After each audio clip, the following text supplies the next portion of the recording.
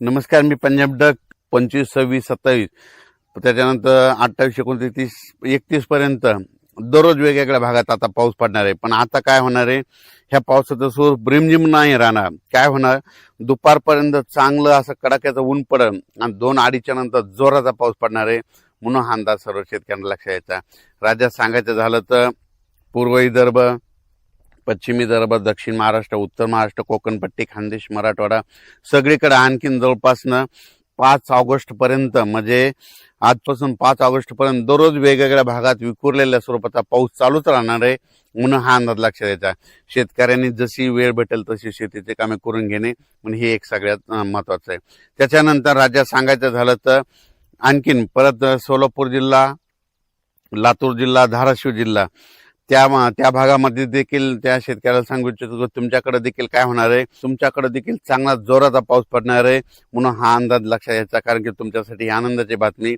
त्याच्यानंतर विदर्भामध्ये देखील काय होणार आहे, आजपासून ते 5 ऑगस्ट पर्यंत दररोज वेगवेगळ्या भागात विखुरलेल्या स्वरूपाचा पाऊस पडणार आहे. दुपारपर्यंत चांगलं कडाक्याचं ऊन पडणार, पण दुपारी 2:30-3च्या नंतर जोराचा पाऊस येणार. म्हणून हा अंदाज सर्व शेतकऱ्यांना लक्षात घ्यायचा. त्याच्यानंतर मराठवाड्यामध्ये परभणी जिल्हा, लातूर जिल्हा, बीड जिल्हा, धाराशिव जिल्हा, जालना जिल्हा, संभाजीनगर, हिंगोली जिल्हा ह्या पट्ट्या परभणी मराठवाड्यातल्या शेतकऱ्याला सांगू इच्छितो की मराठवाड्यात देखील काय होणार आहे, असं चांगलं दुपारपर्यंत कडक ऊन राहील, पण 2:30-3च्या नंतर ते रात्रीपर्यंत मग जोराचा पाऊस पडणार आहे. म्हणून हा अंदाज लक्षात घ्यायचा.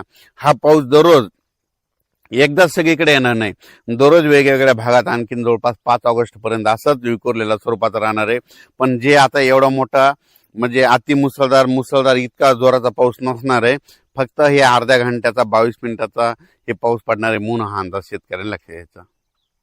तर आता जास्त पाऊस कुठं पडणार आहे, तर तुम्हाला सांगू इच्छितो जास्त पाऊस सांगायचं झालं तर म्हणजे कोकणपट्टीपासून ते पालघर म्हणजे रत्नागिरी पासून ते पालघर पर्यंत तिकडे मात्र पावसाचा जोर असाच कायम राहणार 31 जुलैपर्यंत. म्हणून हे अंदाज लक्षात घ्यायचा. म्हणजे रत्नागिरी, पुणे ते कोकणपट्टी घाटमाता ते पाऊस चालू राहणार आहे. त्याच्यानंतर वरती इकडं नाशिक, त्र्यंबकेश्वर, त्याच्यानंतर नंदुरबार जिल्हा विशेष म्हणजे तिकडे आतापर्यंत पाऊस कमी पडलेला आहे. पण त्याच्यामध्ये आता ह्या 5 दिवसामध्ये नंदुरबार जिल्हा, धुळे जिल्हा, जळगाव जिल्हा, जामोद घाटाच्या खाली बुलढाणा, इकडं अचलपूर, त्याच्यानंतर अमरावती, मोर्शी ह्या पट्ट्यामध्ये काय होणार आहे, परत एकदा ह्या म्हणजे 24 पासून ते 5 ऑगस्टच्या दरम्यान काही ठिकाणी मुसळधार पाऊस पडणार आहे. म्हणून हा अंदाज लक्षात घ्यायचा. त्याच्यानंतर इकडे तेलंगणात देखील चांगला आहे. आणखीन 5 ऑगस्ट पर्यंत चांगला पाऊस राहणार आहे. तेलंगणातल्या शेतकऱ्यांना अंदाज लक्षात घ्यायचा. कर्नाटकमध्ये देखील तशीच परिस्थिती राहणार आहे. म्हणून हे लक्षात घ्यायचं. गुजरातमध्ये तिकडं मात्र अतिवृष्टी होणार आहे. म्हणून हा अंदाज गुजरातच्या शेतकऱ्यांनी घ्यायचा. गुजरातकडं मध्य प्रदेश म्हणजे इंदोर, खंडवा, त्या बुरामपूर ह्या पट्ट्यामध्ये काय होणार, तिकडं अतिमुसळधार पाऊस पडणार आहे. त्याच्यामुळे काय होणार आहे, मग त्याच्या बाजूला मराठवाडा लगत आहे, सीमा लगत आहे. मग त्याच्यामुळं मराठवाड्यामध्ये महाराष्ट्र लगत आहे.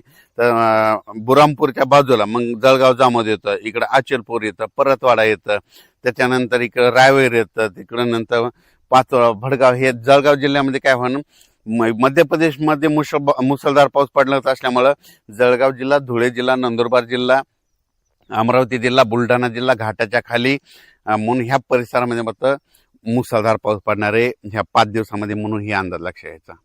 त्याच्यानंतर नागपूर, भंडारा, गोंदिया, चंद्रपूर, यवतमाळ, वाशिम, हिंगोली, नांदेड ह्या परिसरामध्ये देखील त्या शेतकऱ्याला सांगू इच्छितो की आता म्हणजे 24 तारखेपासून ते 5 ऑगस्ट पर्यंत दररोज 1 दिवस आड तिकडे देखील असाच पाऊस चालू राहणार आहे. एकदम पाऊस बंद होणार नाही. म्हणून हा अंदाज शेतकऱ्यांनी लक्षात घ्यायचा. आणखीन जर खूप मोठा पावसाचा जर अंदाज सांगायचा झाला तर आणखीन ऑगस्टच्या मात्र 10 ऑगस्ट ते 15 ऑगस्ट ते 30 ऑगस्टच्या दरम्यान पुन्हा एकदा असा जोराचा पाऊस महाराष्ट्रामध्ये येणार आहे. त्याची तारीख आपण नंतर देऊ. ते पण त्या भागात राहणार आहे ती देखील डिटेल देण्यात येईल. पण 15 ऑगस्ट ते 30 ऑगस्टच्या दरम्यान परत एकदा राज्यात अतिवृष्टीचा एक पाऊस, पुन्हा एक लो प्रेशर आहे, चक्रीवादळ येणार आहे, त्याचा मी अंदाज देणार आहे. बऱ्याच माध्यमातून एक चर्चा भेटते की ऑगस्टमध्ये खंड पडेल. तर शेतकऱ्याला सांगू इच्छितो खंड वगैरे काय पडणार नाही, दुष्काळ वगैरे पडणार नाही. तुम्ही पाहू शकता यावर्षीचं पिकं कसे आलेले आहेत. तर यावर्षी म्हणलं ज्या वर्षी पाऊस कमी पडतो त्या वर्षी पिकं चांगली येते.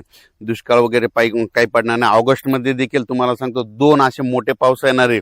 जसा आता मुंबईकडे पडला, गुजरातकडे पडला, तसेच आणखीन ऑगस्टमध्ये देखील 2 पाऊस येणार आहे. पण ते आता जागा चेंज करणार आहे. आता मुंबईकडे झाला, आता त्याची जागा चेंज राहणार आहे. त्याचा अंदाज पुढच्या अंदाजामध्ये दिला जाईल, म्हणून हे देखील लक्षात यायचं. तसेच आपण म्हटलं होतं ना, उत्तर महाराष्ट्राकडे खूप पाऊस पडायला, भंडारदरा, त्याच्यानंतर निळवंडे, हे सगळे जवळपास सगळे वरचे धरणं भरलेत.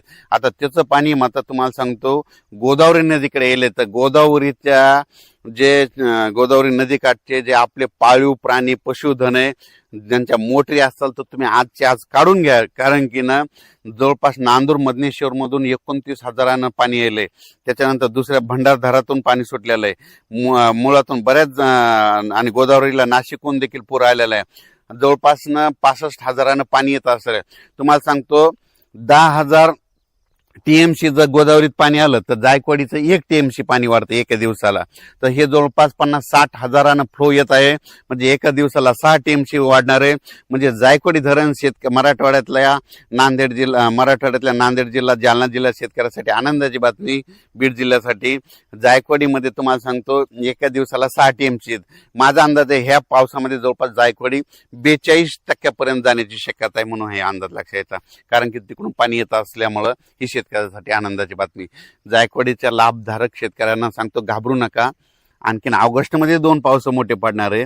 सप्टेंबर ऑक्टोबरमध्ये परतीत आता पाऊस धुमाकूळच घालणार आहे, म्हणून हे अंदाज शेतकऱ्यांनी लक्षात घ्यायचा. सध्या जी आता पाऊस चालू आहे, तर तुम्हाला सांगतो सोलापूर जिल्हा, लातूर जिल्हा आणि धाराशिव जिल्हा, बीड जिल्हा थोडंफार काही भागात कमी आहे, कडाष्टीकडं. त्या शेतकऱ्याला सांगू इच्छितो तुमच्याकडे देखील आज 24 पासून दुपारच्या नंतर, म्हणजे दुपारपर्यंत चांगलं कडक ऊन पडेल, पण रात्रीच्या म्हणजे 2:30-3च्या नंतर ते रात्रीपर्यंत जोराचा पाऊस पडणार आहे. म्हणून तुमचं काही पीक वाया जाणार नाही, म्हणून हा अंदाज लक्षात यायचा. म्हणजे सांगायचं झालं तर आता आजपासून जे आता रिमझिम पाऊस नाही राहणार, आता पाऊस जोराचा पडणार आहे, म्हणून हा अंदाज सर्व शेतकऱ्यांना लक्षात यायचा.